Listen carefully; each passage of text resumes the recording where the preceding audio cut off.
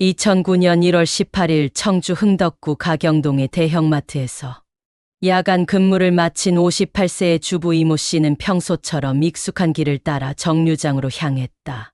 퇴근길이던 그녀에게 그날은 유난히 조용하고 평온해 보였다.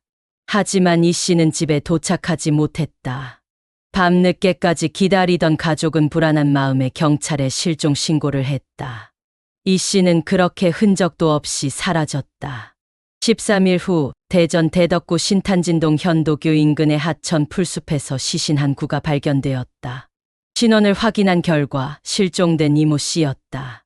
발견 당시 그녀의 머리에는 검은 비닐봉지가 씌워져 있었고 신발과 소지품은 온데간데 없이 사라진 상태였다. 외상 흔적은 없었지만 명백히 타살이었다. 충격은 청주 전역에 퍼졌다. 평범한 주부가 이유 없이 그것도 잔혹하게 살해당한 것이다. 경찰은 즉각 수사에 착수했다. 현장 인근의 CCTV를 확보한 결과 실종 당시 이 씨가 트라제 승용차에 탑승하는 모습이 포착되었다. 그러나 문제는 화질이었다. 밤늦은 시간이었고 카메라는 오래된 기종이었다. 번호판은 식별되지 않았다. 범인의 얼굴도 흐릿하게만 남아 있었다.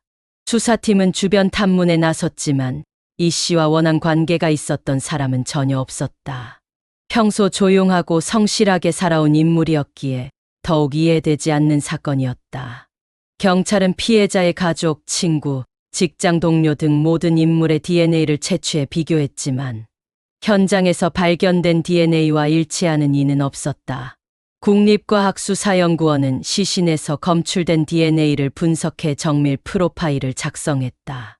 그러나 전국 범죄자 데이터베이스와 대조해도 일치하는 정보는 나오지 않았다. 이는 곧 범인이 전과가 없는, 즉 이전의 범죄로 기록된 적 없는 인물일 가능성을 높였다. 경찰은 이 씨가 탑승한 트라제 차량을 추적하기 위해 당시 청주에서 운행 중이던 동일 기종 차량 소유자 1200여 명을 전수조사하기 시작했다. 차량 소유주들의 행적과 알리바이를 확인하고 일부는 자발적으로 DNA를 제공하기도 했다. 그러나 사건을 풀 열쇠는 쉽게 드러나지 않았다. 수사는 장기화되었다.